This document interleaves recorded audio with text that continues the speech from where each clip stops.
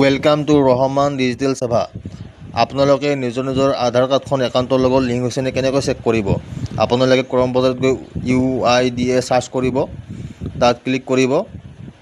Click কৰাৰ পিছত scroll down কৰিব, তাত গেট আধাৰ বুলি আছে, গেট আধাৰত ক্লিক কৰিব। গেট আধাৰত ক্লিক কৰাৰ পিছত চেক ষ্টেটাছ বুলি অপশ্যনটো যে আছে তাত ক্লিক কৰিব। ক্লিক কৰাৰ পিছত পেজটো খোল খাব। লগইন অপশ্যনত ক্লিক কৰিব। লগইন অপশ্যনত ক্লিক কৰাৰ পিছত আধাৰ কাৰ্ডৰ নাম্বাৰ 12টা নাম্বাৰ টাইপিং কৰি দিব আৰু কেপচা কোডটো বহাব। OTP যাব, OTPটো ফিল আপ কৰিব। তাৰপিছত OTPটো ফিল আপ কৰাৰ পিছত লগইন অপশ্যন যে আছে লগইন অপশ্যনত ক্লিক কৰিব। মই আপোনালোকক দেখাই আছোঁ। লগইন অপশ্যন ক্লিক কৰাৰ পিছত এনেকুৱা এটা পেজ খোল খাব।